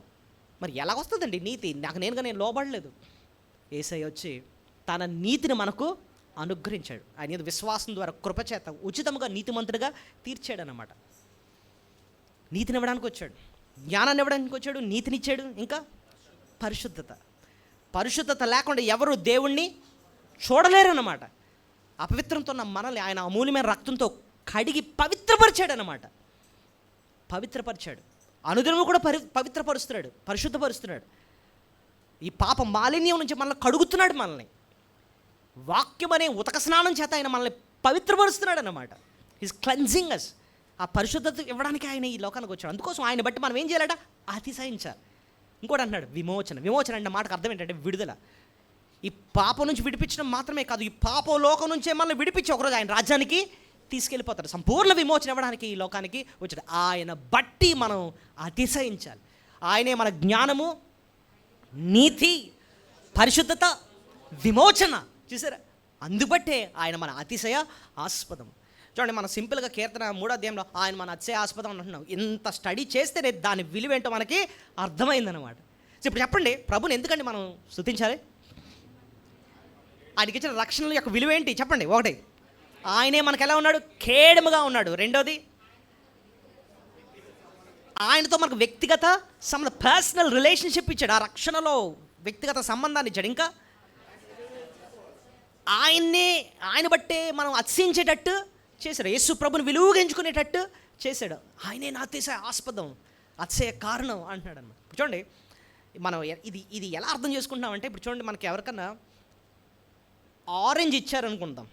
ఆరెంజ్ అంటే తెలుగులో ఏమంటాం దాన్ని? కమలా పండు ఇచ్చారనుకోండి. ఎలా తింటాం? యాపిల్ తినేస్తాం? ఎలా తింటాం? ముందు పై స్కిన్ తీసేసి లోపల ఏం చేస్తాం? తొనలుంటే ఒక్కొక్క తొన తీసుకొని తింటాం. ఇప్పుడు ఇదే చేస్తున్నాం. ప్రభు రక్షణ అన్న బహుమానం మనకి ఇచ్చాడు. ఒక్కొక్కటి తొన తీస్తున్నామట. రక్షణలో ఆయన మనకు ఎలా ఉన్నాడు? ఖేడముగా ఉన్నాడు. రక్షణలో మనకు ఎలా ఉన్నాడు? ఆయన వ్యక్తిగత సంబంధాన్ని ఆయన మనతో ఇచ్చాడు. మూడోది, రక్షణలో ఎలా ఉన్నాడు? ఆయనే మన అతిశయ ఆస్పదంగా, ఆయన విలువగా ఎంచుకునేటట్టు, మిగిలినంత పెంటగా ఎంచుకొని ఆయన ఎక్కువ ప్రేమించేటట్టు అతిశయ ఆస్పదంగా ఆయన మనకు ఉన్నాడు. దేవా, నువ్వు నాకు విలువ, నాయన నీ వాక్యం అంటే నాకు విలువ అని చెప్పి ఆయన విలువగా ఎంచుకునేటట్టు చేశాడు. నాలుగోది, ఆయనే మన తల పైకెత్తువాడు. ఆయనే మన తల పైకెత్తువాడు. చూడండి 3వ వచనం, రక్షణలో ప్రభు మనల్ని ఘనపరుస్తాడు. తల పైకెత్తడం అంటే అర్థం ఏంటంటే ఘనపరచడం. సో రక్షించినప్పుడు ప్రభు మనల్ని ఘనపరుస్తున్నాడు అండి. చూడండి 4వ వచనం, ఎలుగెత్తి నేను యెహోవాకు మొరపెట్టినప్పుడు ఆయన వెయిట్ ఎక్కడండి? 3 చివరన నీవే నాకు అతిశయాస్పదముగాను నా తల ఎత్తువాడుగాను. తల ఎత్తడం అనే మాటకు అర్థం ఏంటంటే ఘనపరచడం. ప్రభు మనల్ని రక్షించినప్పుడు మనకు ఒక ఘనతనిచ్చాడు. ఏంటండి ఆ ఘనత అని అంటే మీ అందరికీ తెలుసు. ఇందాకే నేను చెప్పాను, యోహాను 1:12 ఏం రాస్తుంది? దేవుని పిల్లలయ్యే ఆ ఘనతను మనకు ఇచ్చాడు. మనం ఎవరి బిడ్డలం అంటండి? దేవుని బిడ్డలం. ఆయన బిడ్డలయ్యే అంత ఘనత, ఆ రీతిగా మన తలను పైకి ఎత్తాడనమాట. నిజానికి దావీదు గురించి ఆలోచిస్తే అక్కడ తల దించుకునే పరిస్థితి. ఎందుకంటే తన వెనక నుంచి తరుముతుంది ఎవరు? సొంత కొడుకే. పారిపోతున్నాడు అనమాట. ఒక రాజు అలా పారిపోతా ఉంటే ఎంతో అవమానం. కానీ దావీదు అంటున్నాడు, దేవా ఒకానొక టైంలో నువ్వు నా తల పైకి ఎత్తుతావు. ఏమండి, ఒక రకంగా ఆత్మీయంగా ఆలోచిస్తే నిజంగానే ఆయన మన తల పైకి ఎత్తాడు. పరలోకంలో ఆయనతో పాటు కూర్చుండబెట్టి అంత ఘనత మనకు అనుగ్రహించాడు. పరలోకంలో స్థానాన్ని ఇచ్చాడు. అంత బాగానే ఉంది. ఈ లోకంలో కూడా అందరి ముందు ఆయన నన్ను తల పైకి ఎత్తేటట్టే చేస్తాడు. అంటే అర్థం ఏంటి? అందరి ముందు ఆయన మనల్ని ఘనపరుస్తాడు. ఆయన నమ్ముకున్నాం, నీకు అంత విలువ లేదు, కానీ అందరి ముందు ఆయన నీ తల పైకి ఎత్తాడు అన్నమాట. అందరి దృష్టి మీద వచ్చేటట్టు చేస్తాడన్నమాట. దేవుడు ఘనపరచాలి. యోసేపుని దేవుడే ఏం చేశాడు? ఘనపరిచాడు. ఒక బానిసగా వచ్చాడండి, జైల్లో ఉన్నాడు. ఆయన ఆయన ఆయన ఎవరికి తెలియదు ఆయన గురించి. ఒక్క రోజులో దేవుడు మార్చాడు పరిస్థితి. ఎంతగా ఘనపరిచాడంటేనండి, ఐగుప్తు అంతా కూడా ఆయన కాళ్ళు మొక్కేటట్టు చేశాడనమాట, కాళ్ళు మీద పడేటట్టు చేశాడనమాట. అంతగా ప్రభు యోసేపుని ఘనపరిచాడు. అయితే బైబిల్లో ఒక మాట ఉంది, నన్ను ఘనపరచు వారిని నేనేం చేస్తాను, ఘనపరుస్తాను. సో ప్రభు మనల్ని ఘనపరచాలంటే మనం ఆయన ఏం చేయాలి? యోసేపు రహస్యంగా ఉన్నప్పుడు దేవుణ్ణి ఘనపరిచాడు. పొతీఫర్ భార్య తనతో పాపం చేయమని ప్రేరేపిస్తుంటే పారిపోయాడు అక్కడి నుంచి. ఆ రీతిగా దేవుని మాటకు ఘనతనిచ్చాడు. బహిరంగంగా దేవుడు ఆయన్ని ఏం చేశాడు? ఘనపరిచాడు. రహస్యంగా యోసేపు దేవుని ఘనపరిస్తే బహిరంగంగా దేవుడు ఆయన్ని ఏం చేశాడు? ఘనపరిచాడు అనమాట. If you honour God, God will honour you.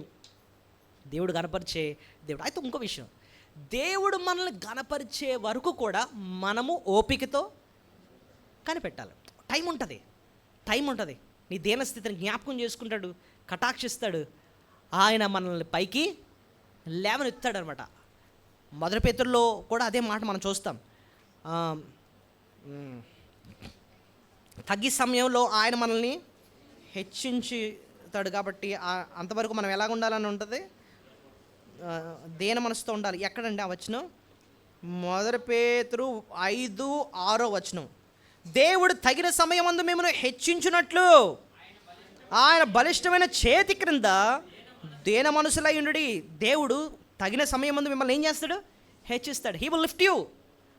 అయితే మీరు ఏం చేయాలి? కంగారు పడొద్దు, ఓపికతో కనిపెట్టండి. టైం వస్తుంది, దేవుడు ఖచ్చితంగా అందరి ముందు ఏం చేస్తాడు? ఘనపరుస్తాడు. సో రక్షణలో ప్రభు మనకిచ్చింది ఏంటంటే ఘనతనిచ్చాడు. ఆయన బిడ్డలయ్యే ఘనతనిచ్చాడు. ఆయనతో పాటు కూర్చుండే అంత ఘనతనిచ్చాడు. ఈ లోకంలో కూడా అందరి ముందు ఆయన మనల్ని ఏం చేస్తున్నాడు?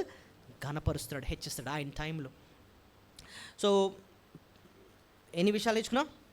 4 విషయాలు. 5వది, ఆయన మనం మొరపెడితే జవాబిచ్చు దేవుడు ఆయన. చూడండి, మళ్ళీ 3వ అధ్యాయంకి వెళ్ళిపోతాం. 4వ వచనం, ఎలుగెత్తి నేను యెహోవాకు మొర్రపెట్టినప్పుడు ఆయన తన పరిశుద్ధ పర్వతము నుండి నాకు ఉత్తరమిచ్చెను. ఎలుగెత్తి యెహోవాకు ఏం చేశాడంటండి? మొర్రపెట్టాడు. కష్టంలో అబ్షాలోము తరుముతున్న టైంలో ఎలుగెత్తి ఆయన మొర్రపెట్టాడంటండి. దేవుడు మొర. అలాగే మనం ఈ మధ్యన కీర్తన 118 మనం ధ్యానించాం బైబిల్ స్టడీలో. అందరూ కూడా మీరు గమనిస్తే భక్తుడు కష్టంలో ఏం చేశాడు తెలుసా? దేవునికి మొర్రపెట్టాడు. అక్కడ 118:5 ఇరుకునందుండి నేను యెహోవాకు మొర్రపెట్టిన ఈ విశాలమందు యెహోవా నాకు ఉత్తరమిచ్చును. 8-9 అంటాడు, మనుషులను నమ్ముకున్నట్టు కంటే యెహోవాను ఆశ్రయించడం మేలు, రాజులను నమ్ముకున్నట్టు కంటే యెహోవాను ఆశ్రయించడం మేలు. మనుషుల దగ్గర నీ కష్టాన్ని చెప్పుకొని వాళ్ళ దగ్గర ఆడడం కాదు, మోకరించి దేవునికి అప్పగించుకో. ఆయన మన మొర ఆయన ఏం చేస్తాడు? ఆలకిస్తాడు. సో రక్షణలో రక్షించిన తర్వాత ఆయన మనకు చేసిన గొప్ప మేలు ఏంటంటే, తండ్రి అని చెప్పి మొర్ర పెడితే ఆయన వెంటనే మనకి ఏం చేస్తాడు? జవాబు ఇస్తాడు. ఎంత గొప్ప దేవుడు చూడండి. రక్షింపబడిన నీకు అంత గొప్ప భాగ్యాన్ని ప్రభు ఇచ్చాడు. నీ మొర ఆయన ఆలకిస్తున్నాడు అండి.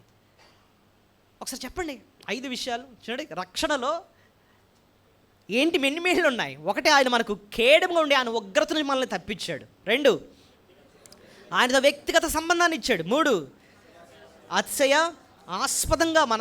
అతిశయాస్పదంగా ఉన్నాడు. ఆయనే మనకు విలువైన వాడుగా చేశాడనమాట మనల్ని.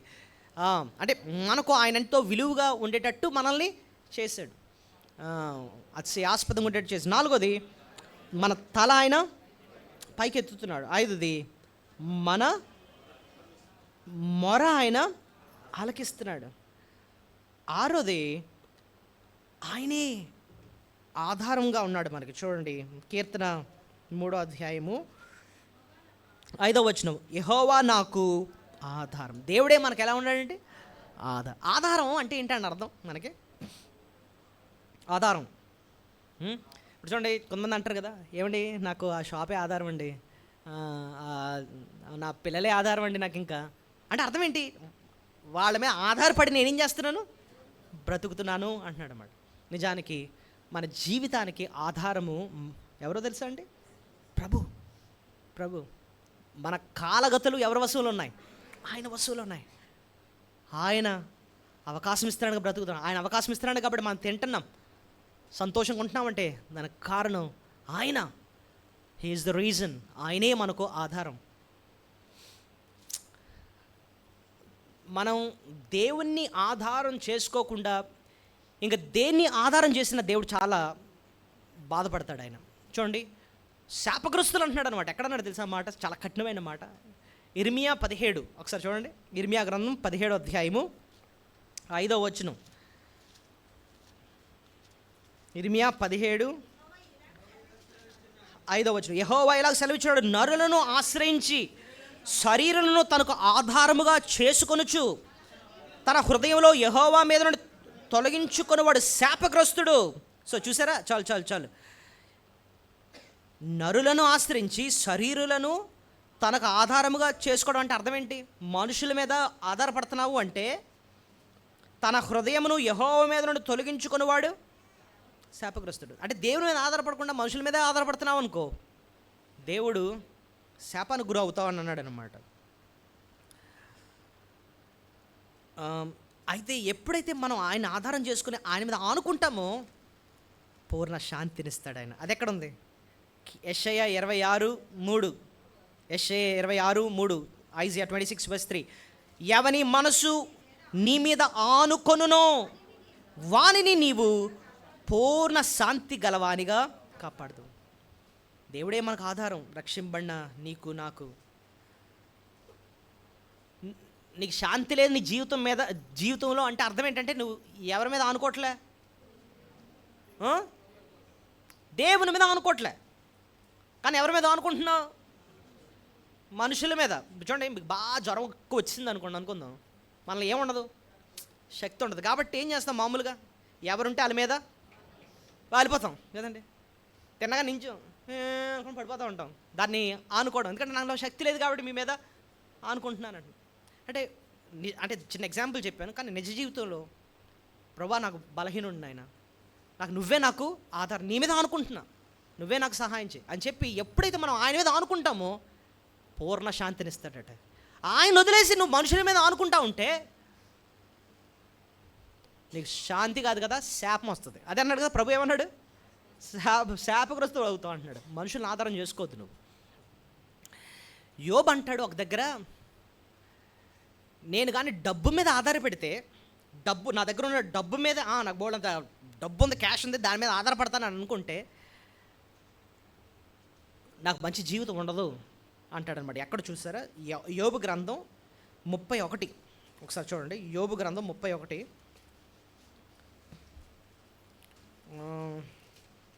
అంటే ఇది కొంచెం జాగ్రత్తగా చదవాలి. ఎక్కడి నుంచి? 24వ వచనం చూడండి. 24.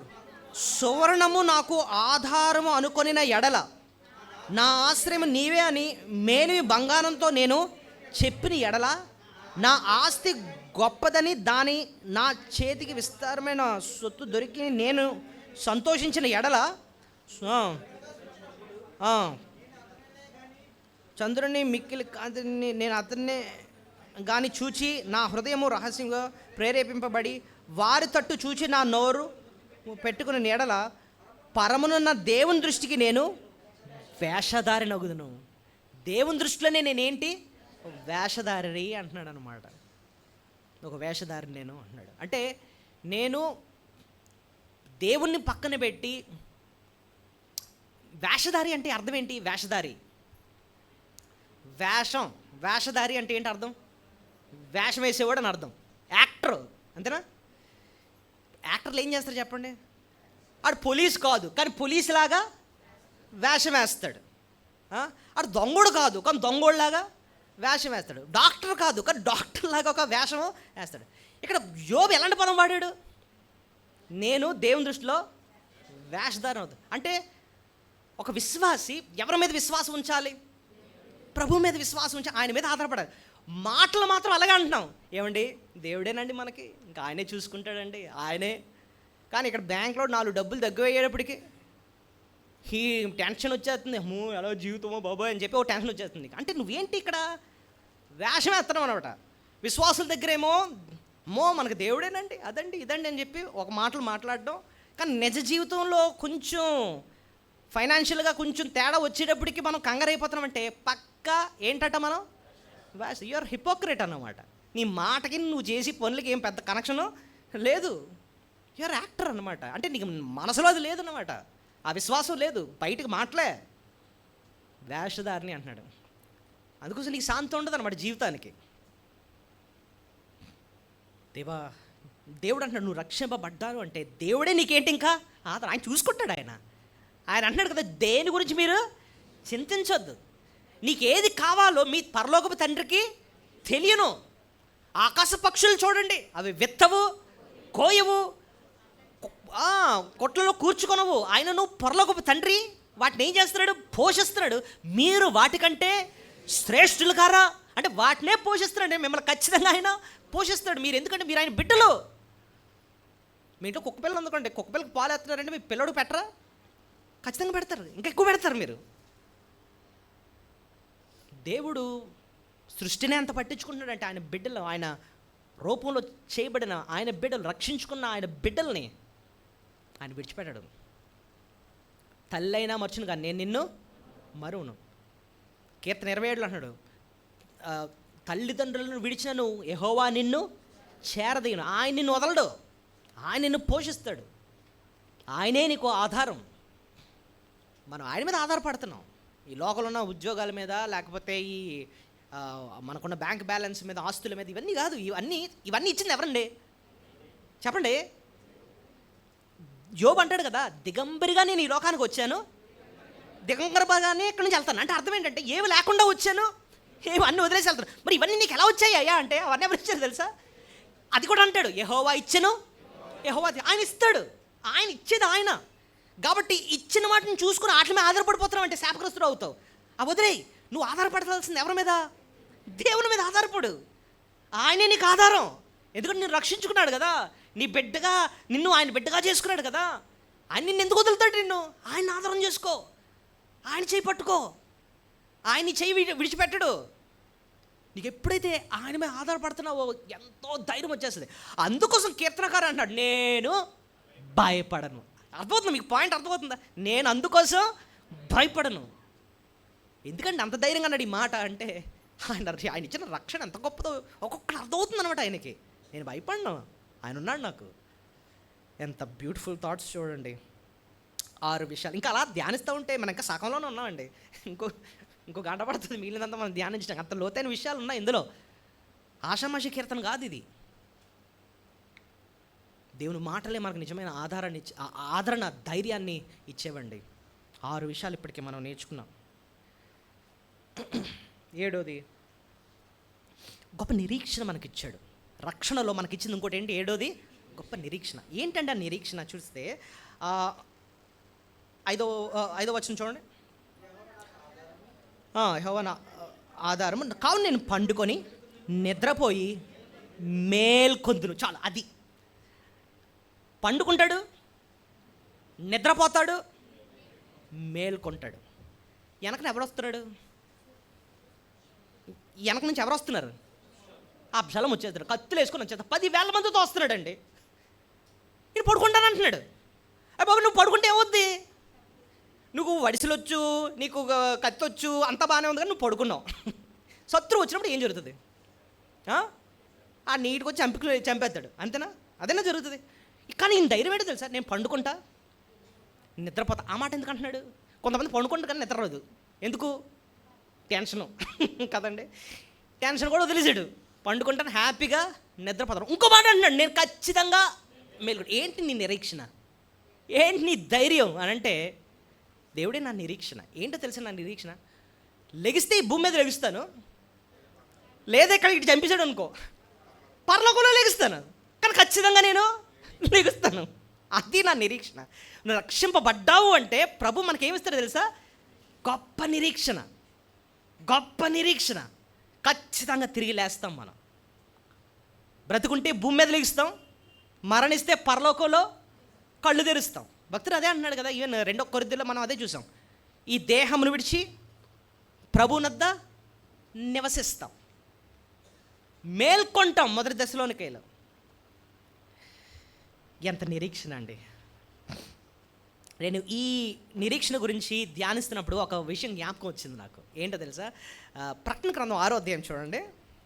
అక్కడ మరణించిన వాళ్ళ పరిస్థితి ఏంటి అన్నది ఇక్కడ ఒక మంచి మాట ఉంటుంది. ప్రకటన గ్రంథం 6వ అధ్యాయము ఎన్నో వచనం అంటే 9వ వచనం నుంచి ఒకసారి చూద్దాం. ఆయన 5వ ముద్ర విప్పినప్పుడు దేవుని వాక్యము నిమిత్తము తాము ఇచ్చిన సాక్ష్యము నిమిత్తము వధింపబడిన వారి ఆత్మలను బలిపీఠం కింద చూసాం. ఆగండి, 9వ వచనం ప్రకారంగా వధింపబడిన వారు అంటే అర్థం ఏంటి? వధింపబడిన వారు చంపేశారనమాట వాళ్ళని. అంటే శారీరకంగా ఏమైపోయారు? వాళ్ళు చచ్చిపోయారు కదా, అక్కడ క్లియర్గా రాస్తుంది. వాళ్ళు దేని నిమిత్తం చనిపోయారట? వాక్యము నిమిత్తము తాము ఇచ్చిన సాక్ష్యము నిమిత్తము వధింపబడ్డారు, చంపబడ్డారు. అయితే చాలామంది అనుకుంటారు, అయితే చావే అంతమా అండి అంటే కాదు. విశ్వాసులకి నెక్స్ట్ ఏంటి? 10వ వచనంలో చూడండి. వారు నాదా సత్యస్వరూపి పరిశుద్ధుడా ఎందాక తీర్పు తీర్చేకు. సో ఇక్కడ 10వ వచనంలో వాళ్ళు మాట్లాడుతున్నారు. ఇక్కడ వాళ్ళు ఏం చేస్తున్నారు? ఎవరితో మాట్లాడుతున్నారు? దేవునితో అంటే దేవునితో మాట్లాడుతున్నారంటే వాళ్ళు ఎక్కడున్నారు? దేవుని సన్నిధిలో ఉన్నారనమాట. ఇక్కడ చంపబడ్డారు వాళ్ళు, పరలోకంలో దేవునితో మాట్లాడుకుంటున్నారు వాళ్ళు పరలోకంలో. మన కూడా పరిస్థితి కూడా అంతే. ఇప్పుడు దావీదు కూడా ధైర్యం అదేనమాట. నేను పండుకుంటాను, నిద్రపోతాను, మేల్కుంటాను. అది ఆయన నిరీక్షణ అనమాట. అయితే భూమి మీద లేగిస్తాను, లేకపోతే దేవుని సన్నిధిలో లేచి ఆయనతో మాట్లాడుకుంటాను ఇంకా పరలోకంలో. 11వ వచనం అంటున్నాడు చూడండి. తెల్లని వస్త్రము వారిలో ప్రతి వానికి ఇవ్వబడెను, మరియు వారి వలె చంపబడిన వారు సహదాసుల యొక్కయు సహోదరుల యొక్కయు లెక్క పూర్తి అయ్యే వరకు ఇంకా కొంచెం కాలము విశ్రమింపవలసినని వారితో చెప్పండి. ఇక్కడున్న మాటలు చూస్తే ప్రతి వానికి తెల్లని వస్త్రము ఇచ్చారట. సో పరలోకంలో ఏం వేసుకుంటాం? తెల్లని వస్త్రం వేసుకుంటాం. దగ్ దగ్ దగ్ దగ్ మెరిసిపోయే వస్త్రాలు ఇస్తారట పరలోకంలో. సో మొత్తం మీద మన భవిష్యత్తు పరలోకం. అయితే ఎక్కడ లాగిస్తాం, లేకపోతే పరలోకంలో లాగిస్తాం అనమాట. ఇంత నిరీక్షణ ప్రభు మనకి ఇచ్చాడు. యోబు కూడా, అంటే పాయింట్ వచ్చింది కాబట్టి నేను చెప్తున్నాను. యోబు 19:25-26 వచనంలో అదే నిరీక్షణతో మాట్లాడుతారు ఈ మాటలు. అసలే అనారోగ్య పరిస్థితి, బిడలు చనిపోయారు, ఆస్తి పోయింది. ఆ టైంలో మంచి నిరీక్షణతో కూడిన మాట అంటాడు ఇక్కడ. అయితే నా విమోచకుడు సజీవుడనియు తర్వాత ఆయన భూమి మీద నిలిచిననియు నేను ఎరుగుదును. ఇలాగ నా చర్మము చీక్కుపోయిన తర్వాత శరీరముతో నేను దేవుణ్ణి చూచెదను. శరీరం చిక్కుపోయిన తర్వాత అంటే నేను చచ్చిపోయిన తర్వాత శరీరముతో నేను దేవుణ్ణి ఏం చేస్తాను? చూస్తాను. పరలోకంలో దేవుని చూస్తాను. అది నా నిరీక్షణ. విశ్వాసులకు ఏంటండి నిరీక్షణ? విశ్వాసులు ఎందుకు చావుకు భయపడరు చెప్పండి? ఏముందండి, పరలోకం వెళ్ళిపోతాం. ఓకే, విశ్వాసులకు చావు అంటే ఎలాంటిది తెలుసా? చూడండి, చిన్నపిల్లలు మనం ఎక్కడికన్నా ఫంక్షన్లకు ఎక్కడికైనా తీసుకెళ్ళామనుకోండి, వాళ్ళు తెగ విపరీతంగా ఆడేస్తారు అక్కడ. 10 వరకు అక్కడే ఉన్నాం అనుకోండి, ఈ లోపల నీరసం వచ్చేసి నిద్రపోతారనమాట. అక్కడే ఒక్కసారి భుజం మీద వేసుకున్న వెంటనే నిద్ర వచ్చేస్తుంది వాళ్ళకి, ఎందుకంటే ఆడేశారు కాబట్టి. బండి ఎక్కేసాం, ఇంటికి వచ్చేసాం, తలుపు తీసాం, ఒక్కసారి ఇంట్లోకి వచ్చిన వెంటనే పుడుకు మెలుగు వస్తుంది వాళ్ళకి. వచ్చేసామా ఇంటికి అంటాం, అంతేనా? సేమ్ విశ్వాస జీవితం అంతే. ఈ లోకంలో ఉండేటప్పుడు ఆయన భుజం మీద మన తలబెట్టి చనిపోతాం అన్నమాట. ప్రభు మనల్ని ఎలాగ పరలోకం తీసుకెళ్తాడో, అక్కడ కళ్ళు తెరిచేటప్పటికి వచ్చేసాం ఎక్కడికి? పరలోకం. అదేనంటండి, అంత బ్యూటిఫుల్గా ఉంటుంది అన్నమాట విశ్వాస యొక్క మరణం. అంత నిరీక్షణ. ఇక్కడ కళ్ళు మోస్తాం, పరలోకంలో కళ్ళు తెరుస్తాం అన్నమాట. ఎంత నిరీక్షణ. 7 విషయాలు మనం నేర్చుకున్నాం. 8వది, ఆయన మన శత్రువులతో పోరాడతాడనమాట. ఇదే ఆఖరిది మనం చదివి ముగిచేసుకుందాం. చూడండి. యెహోవా లెమ్ము, నా దేవ నన్ను రక్షింపము, నా శత్రులందరి దవడ ఎముక మీద కొట్టువాడవు నీవే, దుష్టుల పళ్ళు విరగొట్టువాడవు నీవే. చూడండి, దేవుడు మన శత్రువుల్ని ఎలా కొడతాడట? దవడ మీద కొడతాడట. అంటే అర్థం ఏంటంటే మనం కొట్టాం అసలే, దేవుడే కొడితే వాళ్ళ దవడ పళ్ళు విరగొడతాడు ఆయన. సో మన పక్షాన్ని నుండి మన శత్రువులతో ఆయన ఏం చేస్తాడు? పోరాడతాడు. మన శత్రువులు ఎవరండి అంటే, ప్రధానమైన శత్రువు సాతానుగాడు, వాడి దురాత్మలు, అంతేకాకుండా మనుషులు, రక్షింపబడని వారు, వీళ్ళందరూ కూడా వాడి ఆధీనంలోనే ఉన్నారు. ప్రభు మిమ్మల్ని ప్రత్యేకపరుచుకున్నాడు. వాళ్ళు తాక్కుండా చూసుకుంటాడు, అంతేకాకుండా వాళ్ళ దవడపళ్ళు విరగ్గొడతాడు కూడా. అది జ్ఞాపకం ఉంచుకోండి. లాస్ట్ మాట అంటున్నాడు, రక్షణ యెహోవాది. అంటే అర్థం ఏంటంటే, ఆ మాట ఎందుతో ముగించాడంటే, ఇప్పటి వరకు ఇంత గొప్ప రక్షణ గురించి వివరించాను కదా, ఈ రక్షణ నువ్వు సంపాదించింది కాదు, అది దేవుడు మాత్రమే నీకు ఇచ్చిన గొప్ప వరం. నీ మంచి పనుల వల్ల, నువ్వు చేసిన పుణ్యకార్యాల వల్ల సంపాదించింది మాత్రం కాదు ఇది. ఆయన ఉచితంగా కృపచేత, ఆయన యేసు ప్రభునందు విశ్వాసం ద్వారా ఉచితంగా నీకు ఆయన అనుగ్రహించిన ఈ గొప్ప రక్షణ.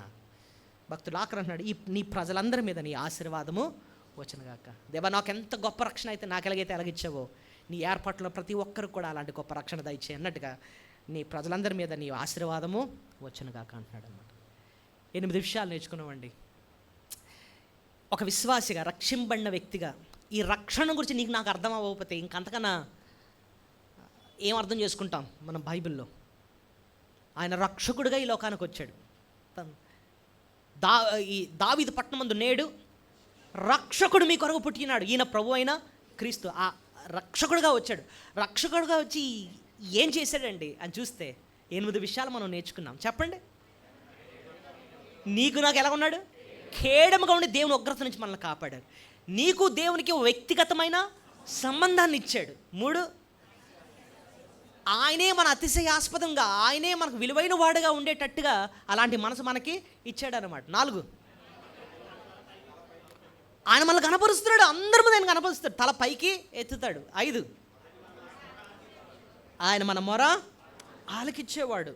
6, ఆయనే మనకు ఎలా ఉన్నాడు? ఆధారంగా ఉన్నాడు. 7, ఆయనే గొప్ప నిరీక్షణ, పండుకుంటాను, నిద్రపోతాను, మళ్ళీ లేస్తానన్న గొప్ప నిరీక్షణ. 8, ఆయనే మన శత్రువులతో ఏం చేస్తాడండి?